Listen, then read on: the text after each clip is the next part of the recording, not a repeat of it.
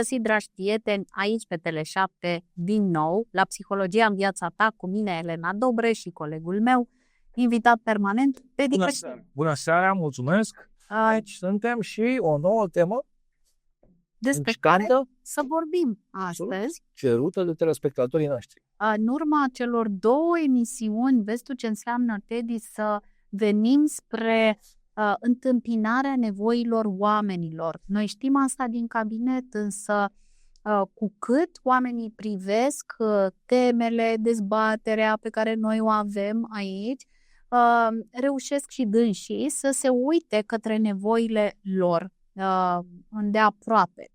Și astăzi noi am numit că este important să ne vedem pe noi înșine înainte de orice, înainte de tot. Și am denumit eu, înainte de toate, această emisiune.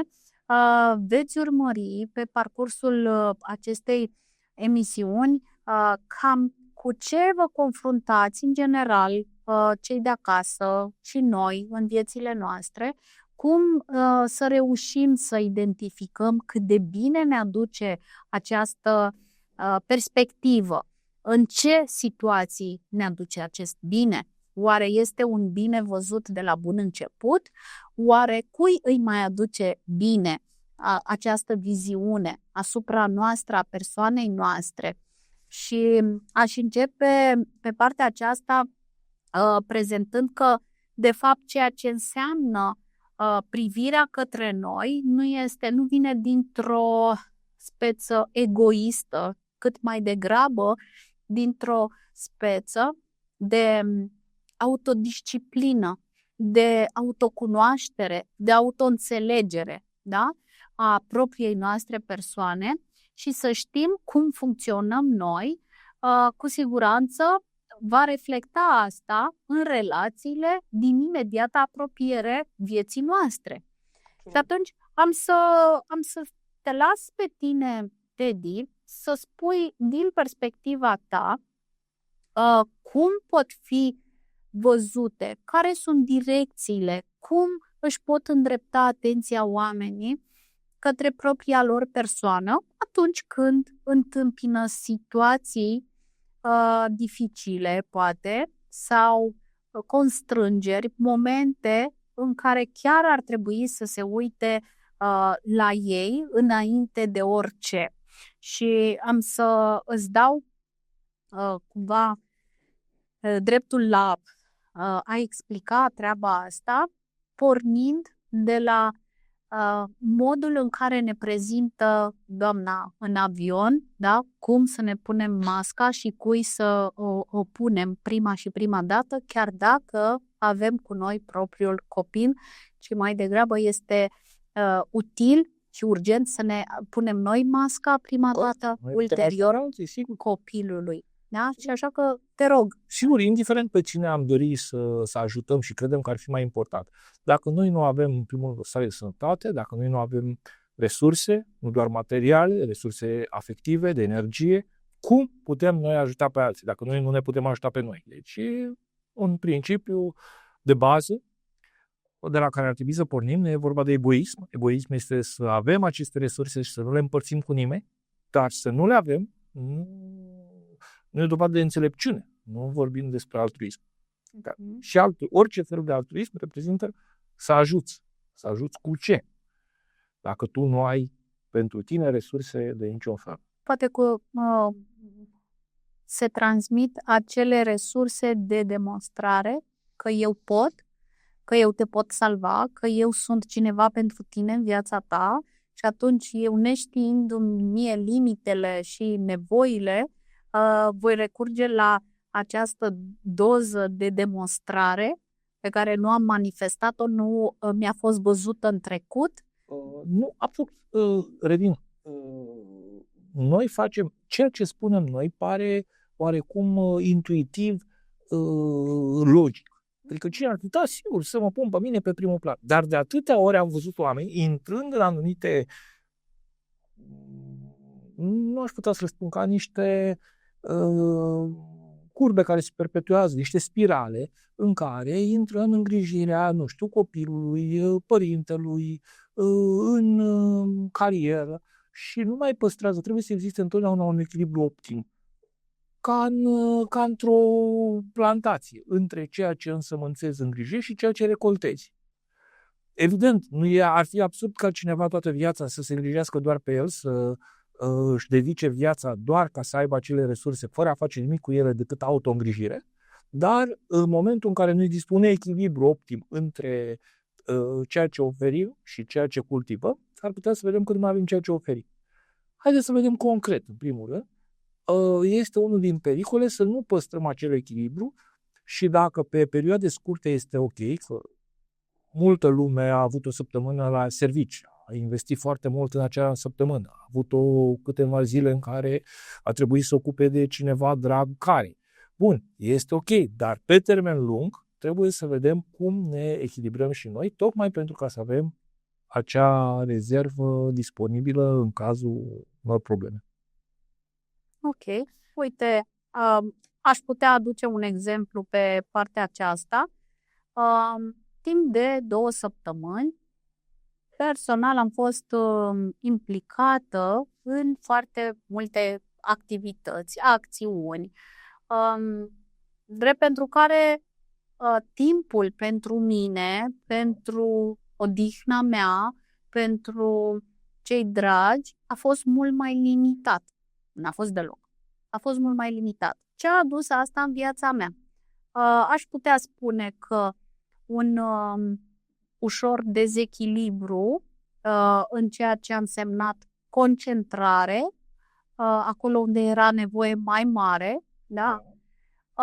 A mai adus automat lipsa odihnei, aduce o ușoară iritabilitate, da? Dacă nu reușim să o identificăm, atunci poate ieși dezastru.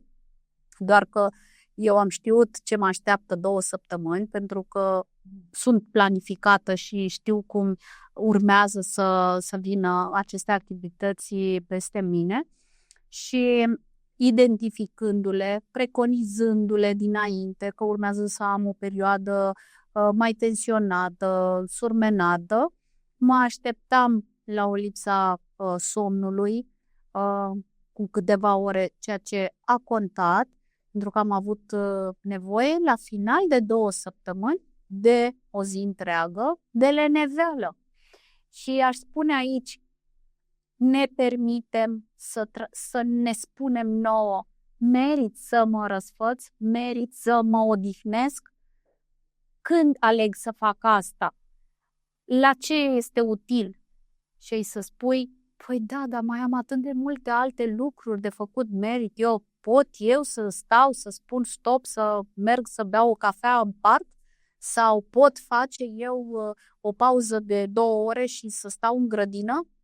Da, dacă asta te încarcă pe tine, din punct de vedere energetic, ca om, da? Să simți plăcerea de a sta în natură, de a respira aer curat, da, fă treaba asta. De ce? Pentru că randamentul va fi altul în toate activitățile tale, în interacțiunea cu oamenii dragi, în interacțiunea cu colegii de muncă, cu clienții tăi.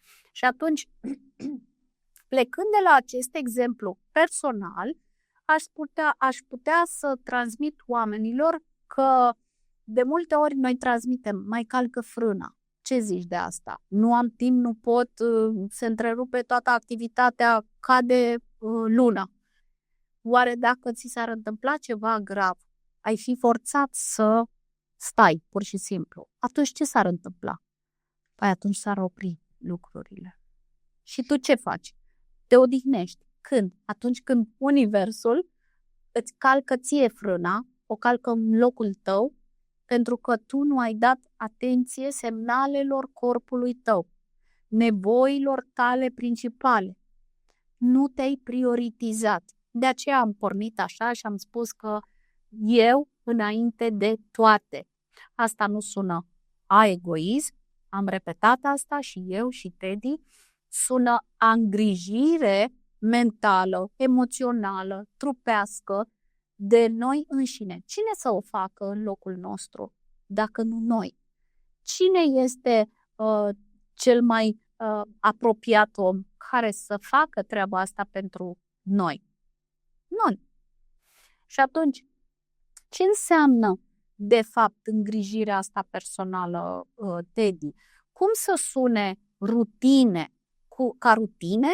Ar fi de preferat ca oamenii să aibă mult mai simplist, așezat? Și la ce ai spus, în primul rând, într-adevăr, trebuie să privim în perspectivă, deci nu mă boală, chiar într-o perspectivă mai largă. Știi că există acea zicală, cimitirile sunt pline de oameni de înlocuit. Deci orice om poate fi înlocuit. Important este să conștientizăm ce ne dorim cu adevărat și ce este prioritar și să acționăm în consecință. Noi, sigur că vom da ca de obicei, niște recomandări generale, dar nu poate exista, pentru că eu am auzit foarte multă lume care spunea, domnule, eu nu am timp de sport. Păi n-a spus nimeni de sport. Cât ai, 10 minute ai pe zi? Da, în 10 minute te poți organiza. Nu este ideal, dar pe 10 minute pe zi e mult mai bine decât 0 minute pe zi. Nimeni nu poate să-ți spună exact ce. Unii oameni ajung la sală, alți oameni spun că nu pot să calce în sală, dar ajung la piscină, alți oameni urăsc apa, dar practică exerciții de yoga, alți oameni consideră yoga statică, dar totuși s-ar duce la un sport mai de acțiune, de contact, sau ar juca basket și fotbal. Deci sunt niște reguli, dar trebuie să vedem că fiecare ar trebui să-și dozeze optimul, începând de la cât somn, organismele noastre diferă și la somn, acum sunt ceasurile astea inteligente care îți spun calitatea somnului, cât ai nevoie, dar să vedem că respectăm niște lucruri. Niște lucruri însemnând somn, însemnând sport, însemnând o trezire blândă, un pic să luăm, să ne lăsăm mai bine, punem ceasul cu 10 minute înainte ca să avem timp să aterizăm lin și nu direct în viață, să avem timp să respirăm puțin, să avem timp să ne preparăm o băutură caldă, indiferent care este asta, să reușim să ne dozăm și în timpul zilei niște pauze, niște ruperi de ritm în care ieșim puțin din monotonia ecranului, care uneori duce la un ciclu acela de efectiv nu mai putem să ieșim, ne simțim amețiți, ne simțim rău pentru că ore întregi de la un cap la altul stăm doar în ecran. Putem să ne facem câteva momente pentru deconectare, putem să folosim tehnici de igienă, care nu sunt doar de igienă, de exemplu dușul cald, dușul rece, alternarea, băi calde, băi reci, totul poate fi folosit, dar nu există o rețetă, pentru că fiecare vine cu ce-l pasionează pe ei. Sunt oameni care, uite, acum recent vedeam în Statele Unite că e foarte la modă partea aia cu baia rece. Își iau un recipient cu gheață în el, cu oa și se afundă acolo.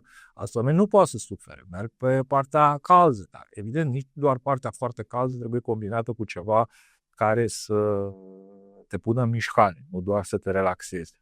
Deci astea sunt deja detalii. Important este însă că trebuie să ținem cont de ele și trebuie întotdeauna să ne creăm un program care să ne conțină momente de relaxare, care să nu ne secătuiască, care să ne maximizeze potențialul și să ne dea acea stare de bine, de bunăstare fizică, pentru că e foarte importantă, bunăstare mentală, pentru că, iar aici sunt foarte multe metode, pentru că vedem unii oameni meditează, alți oameni ajung în natură, alți oameni au hobby-uri, pentru că asta e calea cea mai sigură. Bun, nu există o rețetă. Ce hobby te? Și aici să vezi că cineva îți spune, pe eu de când eram mic meșteream. Păi meșterește în continuare.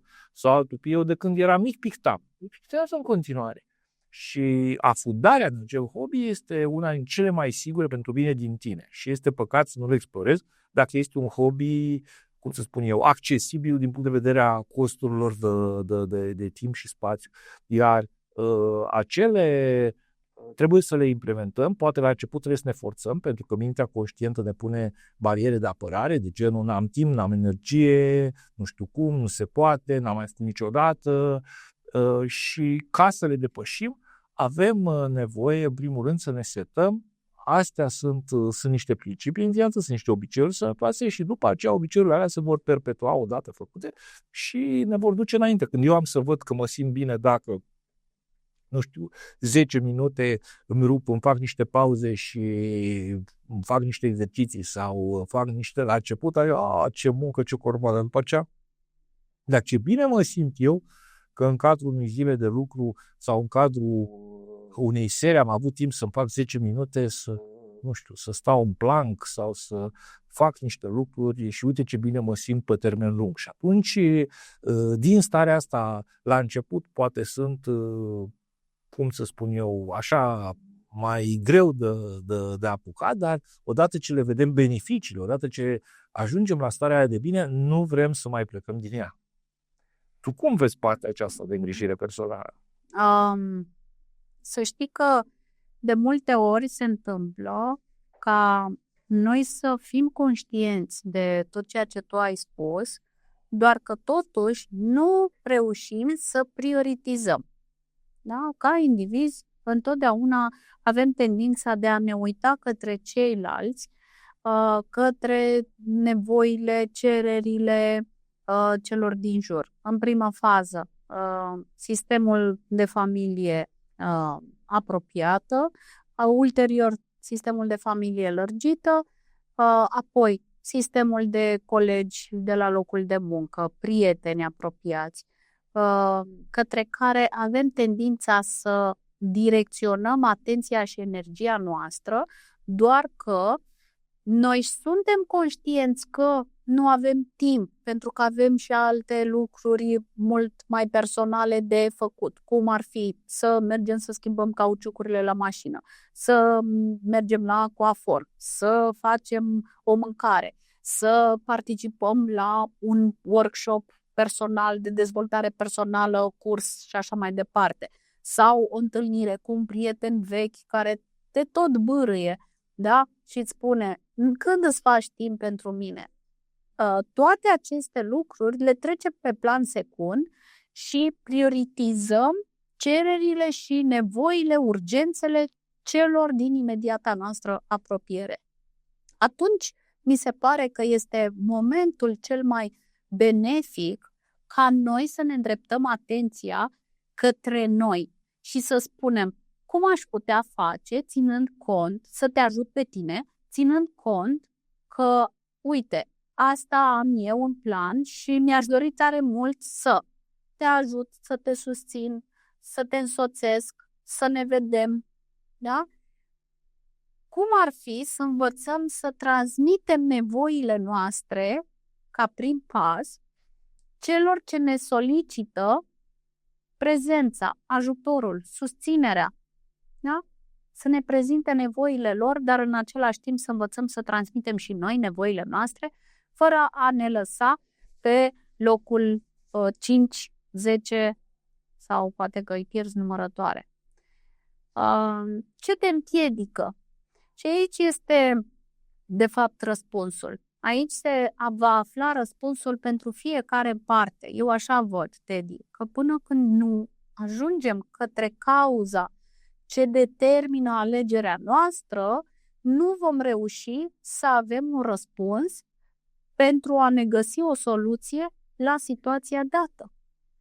Cauzalitatea aceasta, într-adevăr, de multe ori ajunge să ne împotmolească, doar că tot cauza din care noi spunem da, te ajut și devenim foarte închiși, foarte tensionați pe spațiul nostru că nu ni l-am satisfăcut pentru că aveam și noi nevoile noastre și cu toate astea ajutăm în exterior și uităm de a ne ajuta pe noi mai degrabă. Absolut, de câte ori am pomenit noi când am vorbit despre parenting, de părinții care ajung la noi și reproșează copiilor, eu m-am sacrificat și eu nu am fost în străinătate pentru că a trebuit să vă cresc, să am resurse sau eu nu am făcut nu știu ce, am dorit să-mi cumpăr o casă în afara Bucureștiului, dar am stat într-un apartament de 2 camere ca să nu am datorii pentru că... și așa mai departe. Lucrul, în primul rând, pe care ar fi util să le conștientizeze oamenii că nu au fost hotărârile copiilor, pentru că nu a venit niciun copil de 3 ani să spună asta. Sigur că întâmplător un om știe înainte de a face un copil că vor fi necesare unele resurse, deci știe dacă dispune sau nu de aceste resurse sau cum dispune de aceste resurse, dacă sunt împrumutate la probleme, dar subiectul discuției era respectarea unor principii, pentru că, bun, nu ai făcut o excursie în China să vezi Marele Zid chinezesc, da, poate totuși puteai să mergi de câteva ori în Bulgaria o zi, dar de a respecta că scopul tău este de a călători, adică nu, bun, hai să vedem totuși, poate putem disponibiliza niște resurse într-o anumită direcție. Nu am avut timp din cauza să mă duc să mă răsfăț la un spa, dar poate am avut timp măcar să invit pe cineva acasă să-mi facă o oră de masaj. Nu am avut timp să îmi cumpăr nu știu ce lucruri extravagante, dar mi-am făcut totuși cadou un lucru foarte mic, care a fost doar pentru mine să-mi facă plăcere. Iar aceste lucruri respectă anumite principii. Nu trebuie neapărat, oamenii gândesc foarte mult și la o scală, adică vin cu niște idei fixe și zic, doamne, dacă nu am avut acele lucruri, eu sunt frustrat. Aici aș vrea să menționez. Da, este adevărat. Aș vrea să menționez aici o paralelă care mi-a venit acum, să vedem oare cum sunt acele 5 limbaje ale iubirii în parteneriat. Este fix cam același lucru, da? Cu ceea ce se numește iubirea de sine, cu respectarea nevoilor noastre. Ni le facem auzite propriilor noastre urechi și cât de tare le respectăm. Ce ne oprește să nu ne respectăm nevoile? Este exact ca și în cuplu, de aceea am spus o paralelă, ca în cele 5 limbaje ale iubirii, atunci când partenerul îți transmite că nevoia lui, a ei, este de a se simți iubit când îi se oferă un cadou, da? Pe tine, ce te face să întârzi în a-i oferi un cadou? Pentru că este persoana despre care tu spui că îți pasă, că îți dorești să-i arăți iubirea în toate felurile, atât timp cât este pe aceeași frecvență și dorința și nevoia partenerului. Ce te întârzie? Păi da, știi, i-aș face un cadou, doar că este prea scump, ce cadou mi-am setat eu, dar ai întrebat dacă i-ar plăcea, ce tip de cadouri i-ar plăcea sau cum i-ar plăcea să fie surprinsă, da? Ai depășit acel obstacol de a pune zidul, nu știu cum, mi-e teamă să nu, da? Vezi cum ne punem opreliști în cuplu, da? Cu privire la cele 5 limbaje ale iubirii, să nu le respectăm din terțe motive? Fix asta se întâmplă și când ne raportăm la noi înșine. Ce mă oprește să nu merg la un spa? Am emisiune, am o ședință, după care am o altă întâlnire și ce se întâmplă? La final de zi sunt prea obosit și trebuie să ajung acasă, să scot cățelul, să spăl purcelul și tot așa. Ce sunt acestea? Sunt scuze de a nu te prioritiza. 1 și 2 sunt combinate cu ceea ce, de exemplu, am vorbit chiar și în emisiunea trecută, am vorbit de reziliență și adaptabilitate și de învățare continuă. Bun, am tăiat spa-ul. De ce? Cost timp. Am ajuns la o oră de masaj. Nu știu, e complicat să vină cineva sau să mă duc eu să ajung undeva la masaj. Am tăiat, am rămas măcar la un aparat care îți face masaj la spate sau la picioare. Deci, în momentul în care totuși dorim să ne permitem dorim să găsim niște soluții, vom găsi niște soluții care să fie mai puțin costisitoare ca și timp, bani, energie, dar vom găsi și atunci vom avea totuși acel sentiment că ne-am respectat ceea ce ne dorim, că ne bucurăm de ceea ce ne dorim, va fi o satisfacție. Poate parțială, dar dacă noi vom trăi tot timpul cu săptămâna asta mă duc la spa și de când ai fost? De 7 ani. Sigur că e o problemă, pentru că driver sunt oameni care trăiesc la limita tot ceea ce am spus noi ca resurse, că bani, finanțe, dar marea majoritate a oamenilor au niște resurse, chiar dacă sunt mici. Chiar din acele resurse mici se pot face niște gesturi. Apropo de cadoul la care toată lumea extrapolează. Nu știu, se uită în filme, vai, și aș face cadou, bijuterie frumoasă. Se gândesc la lucruri foarte scumpe. Da, dar partenera știe poate că nu pot fi reale în această fază. Dar te gândi măcar să iei un medalion cu ceva, un lucru care se poate pune la ceva care să nu fie atât de costisitor, dar totuși să meargă pe direcția aceea de a-i oferi o bijuterie. Nu orice lucru trebuie să întotdeauna să ne punem întrebări asupra concepțiilor noastre de bază, dar de ce vrem asta? De ce credem că e scump? De ce nu se poate? De ce vrem asta? Pentru că întotdeauna vom vedea că mintea noastră ne servește niște șabloane predefinite. Că așa se face, că așa este obiceiul, că așa au mai făcut și alții și a funcționat. Și dacă totuși noi nu reușim să le îndeplinim pe acelea pe care alții le-au îndeplinit, din nou ne vom bloca. Da, și nu reușim să găsim soluții individuale.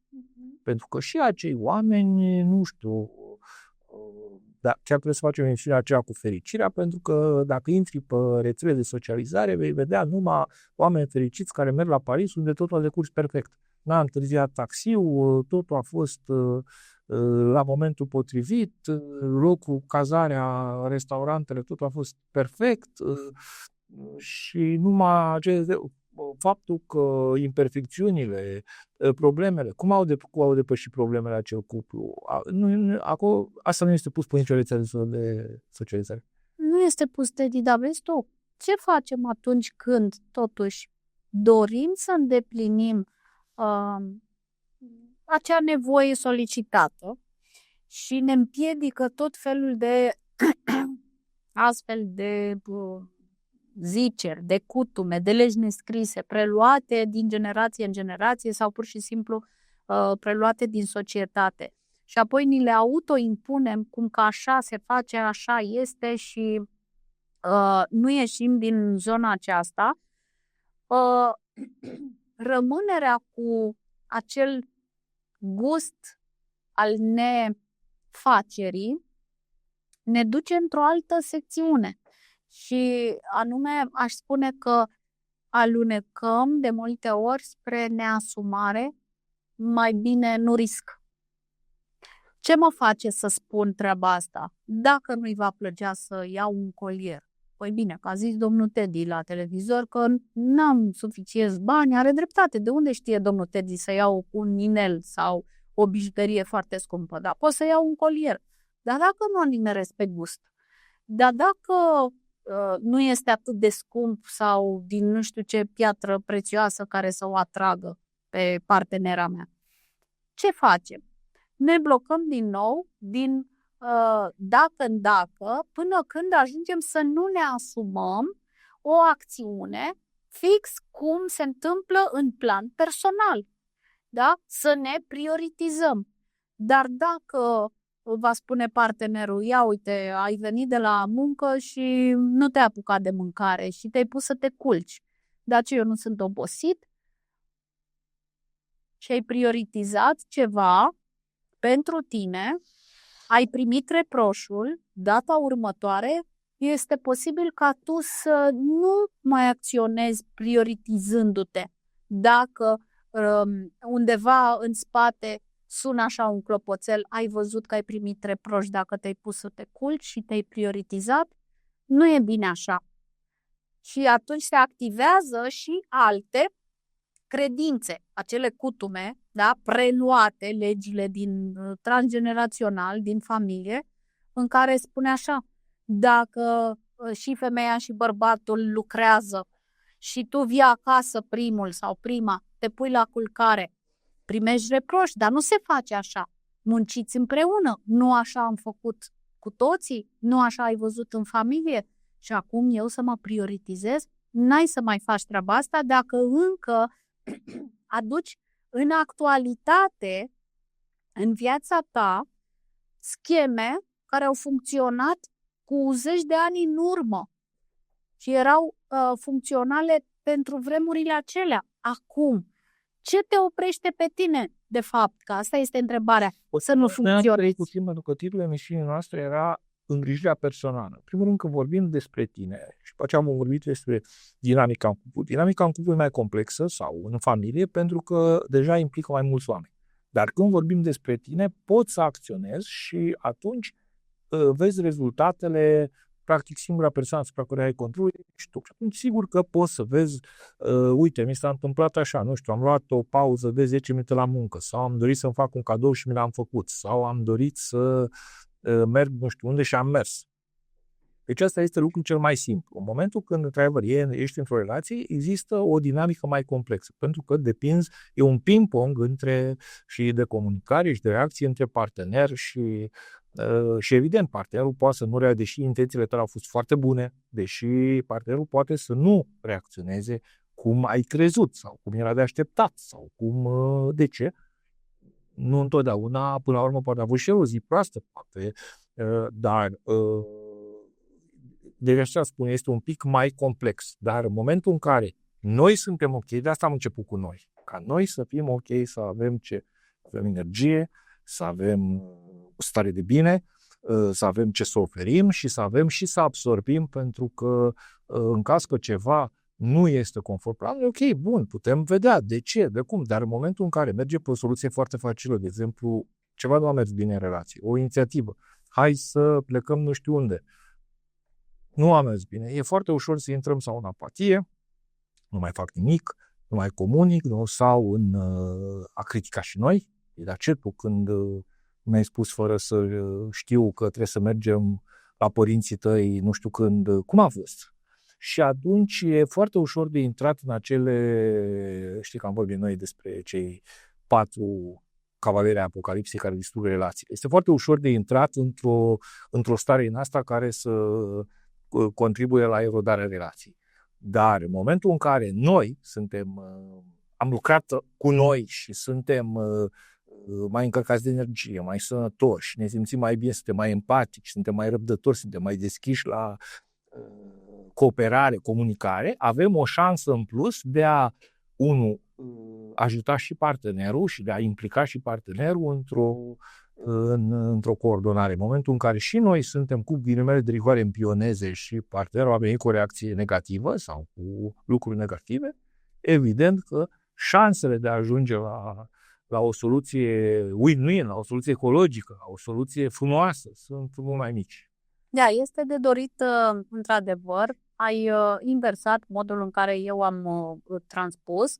Paralela făcută este fix același lucru. De ce? Pentru că noi ne uităm de fiecare dată către rezultate.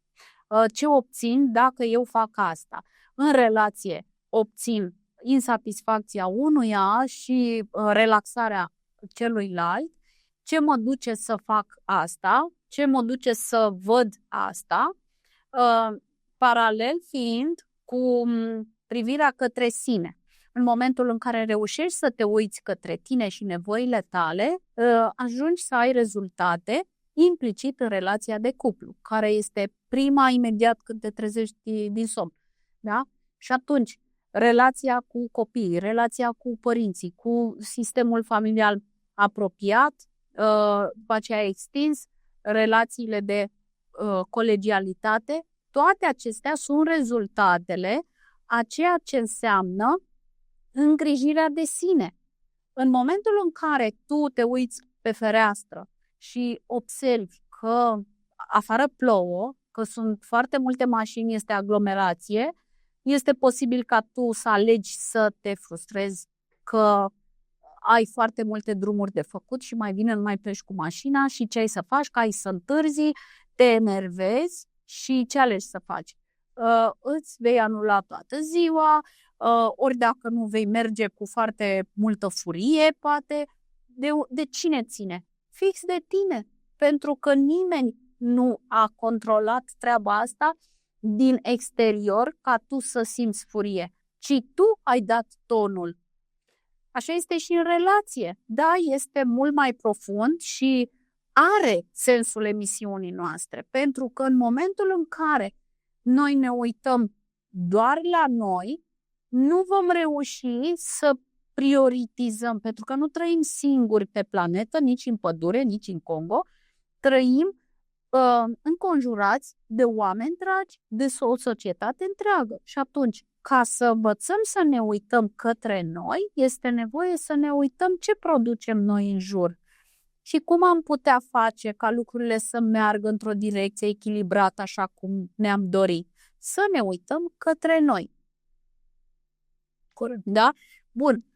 Pe partea aceasta de impact, aș vrea să mai insistăm, și anume, îngrijirea personală poate avea impact în imediata noastră apropiere. Ce determină asta? Da? Și dacă este într-o direcție nefavorabilă, care sunt cauzele? Dacă ne dorim să funcționeze într-o direcție favorabilă, care să fie pașii pentru a merge acolo, da? Cum să fim? Să fim mai răbdători, mai asertivi, mai empatici, mai înțelegători. Exact ce am spus mai devreme. Și pornește exact din faptul dacă noi ne cultivăm bunăstarea fizică, ne cultivăm bunăstarea mentală, ne cultivăm bunăstarea spirituală și reîncadrăm și înțelegem cât de mici sunt unele lucruri care ne-au consumat sau faptul că peste un an majoritatea lucrurilor care ne preocupă azi nu o să ne mai sau nu o să aibă aceeași pondere. Da. Și atunci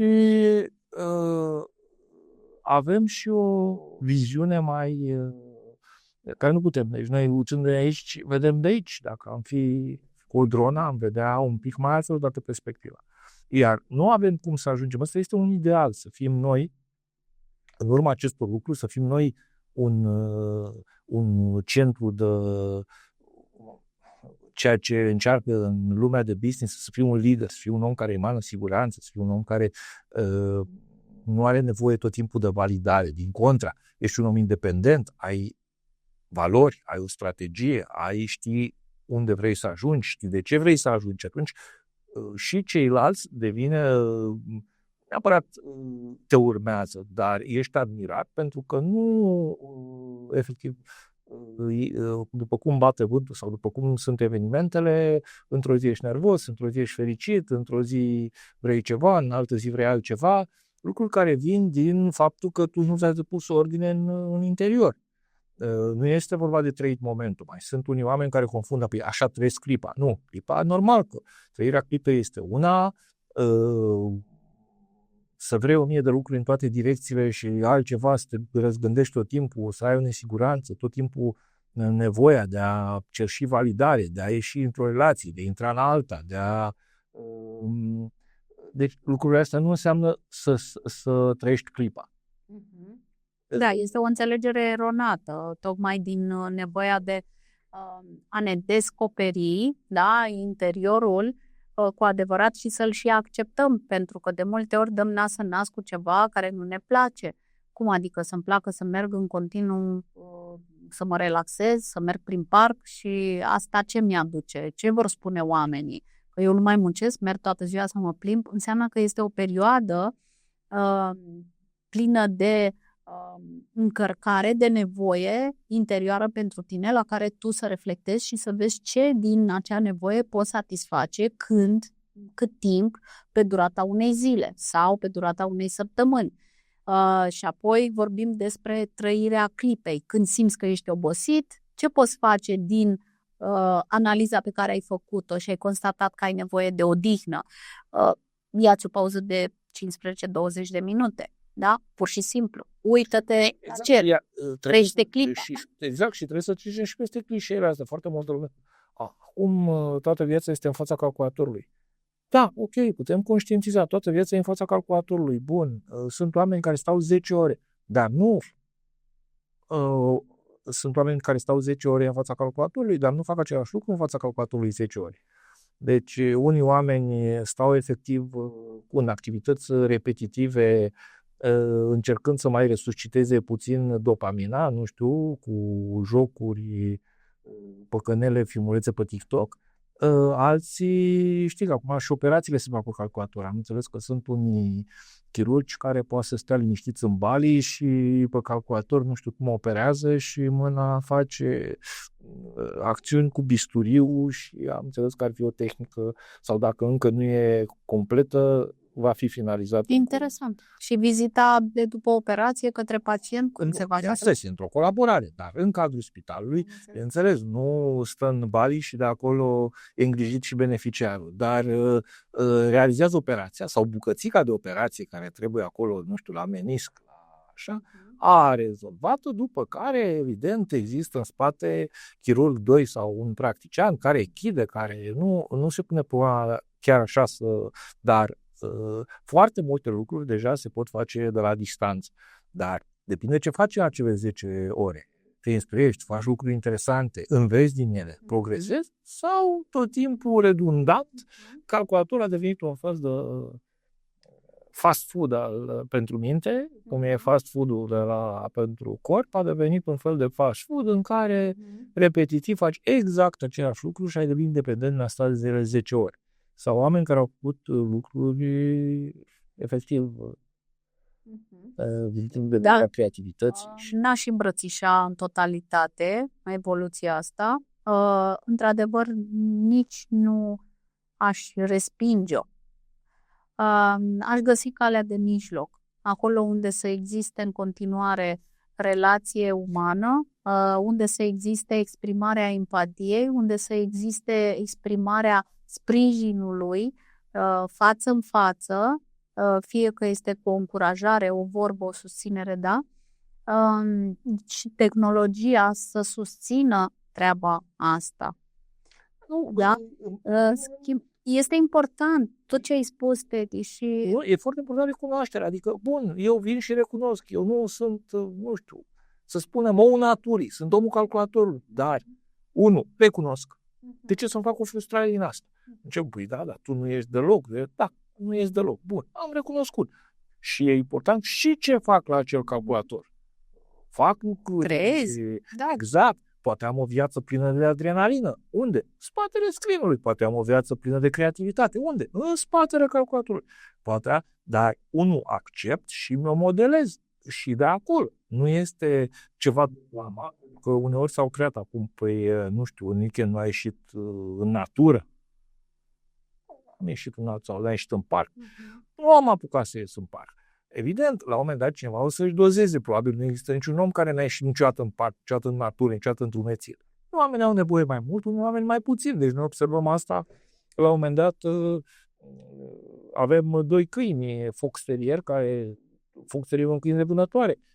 O fetiță care de așteaptă să iasă și se tăvălește în cafară și un băiețel care el de pe la început n-a fost chiar vânătorul și acum vrea mai mult să stea în casă.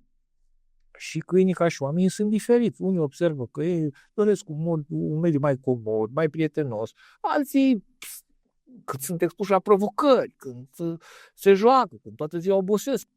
Dar noi ca oameni, spre deosebire de un câine, trebuie să conștientizăm și să ne facem nouă viața mai utilă și mai plăcută, făcând ceea ce e potrivit profilului nostru, dacă suntem mai sedentari, dacă suntem mai apropiați de calculator, suntem mai, nu știu, dorim aventură, suntem apropiați de alte lucruri. Și să găsim în viața noastră relații, că sunt cele mai importante, dar nu doar relația de cuplu, și relații cu alți oameni din cercuri cu valori asemănătoare, cu interese asemănătoare, pentru că, evident, e foarte greu să durezi o prietenie între niște oameni care au niște diferențe efectiv foarte mari în cum își petrec timpul liber. Pentru că unul va vrea să meargă într-o parte, altul într-o parte și atunci unde va fi... Dar pentru a nu crea critici de genul tu vrei tot timpul să mergi la pădure, să faci drumeții. Păi da, și tu tot timpul vrei în curte să faci grătar. De ce nu s-ar întâlni în cuplu, în societate, în mediu social de prieteni? De ce nu ar rămâne oamenii care apreciază și vor să facă grătarul, să stea să discute în fiecare weekend cum au făcut ei grătarul, cu ce lemne, cu ce pastile, cu ce carne, cu ce cărbuni, Și oamenii care vor să plece în drumeții să se ducă în munci și să zică, am fost săptămâna trecută în Bucegi, acum 2 săptămâni în Retezat. Am auzit de Parâng că e...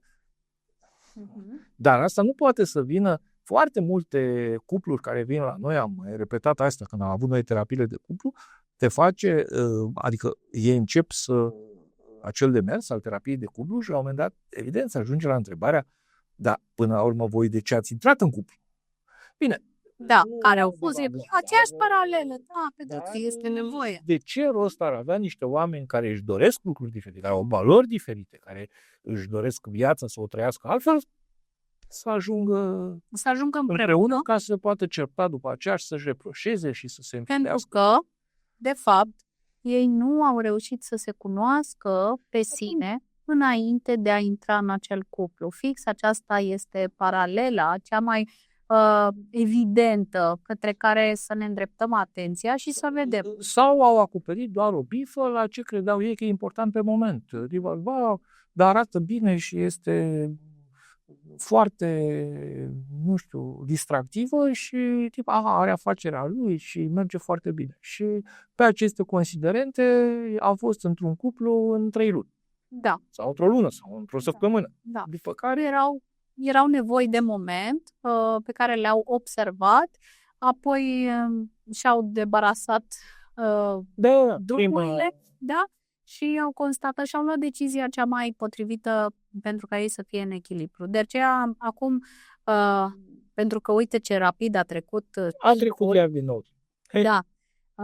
La final de discuție foarte intensă, transmit celor de acasă cu toată inima să vă îndreptați atenția, oameni dragi, către voi înșivă, cu iubire, cu înțelepciune, cu răbdare, cu îmbrățișarea, cu nevoia de a vă îmbrățișa toate acțiunile din trecut și de a trage linie, să vedeți ce acțiuni au fost benefice, ce ați fi putut face atunci și ce puteți face de acum înainte, pentru ca voi cu adevărat să simțiți că faceți parte și voi din viața voastră, nu doar cei dragi vouă sau colegii voștri sau prietenii voștri. Este important ca relațiile voastre să fie cele mai frumoase, este adevărat, dar cele mai frumoase doar pentru societate, doar pentru ceilalți sau și pentru voi. Ce înseamnă ca o relație să fie sănătoasă și în echilibru și în armonie cu tine, dincolo de tot ceea ce se impune, da? Ca reguli sociale, să spun. Vezi cât de bine se pliază aceste reguli pe tipologia ta de individ, da? Că ești femeie, bărbat, la ce vârstă, care sunt interesele tale acum, care sunt nevoile tale emoționale și relaționale acum, în etapa de vârstă în care te afli și uită-te, așa cum ți-am spus, cu cea mai mare răbdare și blândețe, iubire, acceptându-te tu cel de acum, pentru ca în viitor să fii cu adevărat cel spre care tinzi și spre varianta ta cea mai bună. Îți doresc din toată inima să îți prioritizezi timp pentru treaba asta, pentru că altfel cei dragi nu pot fi în relație sănătoasă, echilibrată cu tine dacă tu nu ești bine cu tine, în relație bună cu tine. Te îmbrățișez cu toată inima, îți mulțumesc, Teddy, pentru discuția de azi.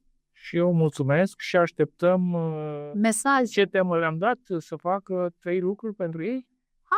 Hai să facă, da? Să facă lucrurile astea. E presiune, dar nu pentru 3 lucruri săptămâna asta pe care le doriți, sau măcar un lucru. Nu veniți la următoarea emisiune fără un lucru pentru voi, nu pentru alții, nu pentru relație, nu pentru părinți, nu pentru... Pentru voi. Exact. Ce-ți place cel mai mult să faci, reușești și prioritizezi treaba asta la final cu ce te vei alege. cu o stare de bine și de împlinire că ai făcut ceva pentru tine și pentru sufletul tău. Te îmbrățișez din nou cu toată inima, îți mulțumesc că ai dat curs întâlnirii de astăzi aici la Psihologia în viața ta pe Tele7 ABC în fiecare duminică de la ora 18. Te așteptăm împreună și săptămâna viitoare. La revedere! La revedere!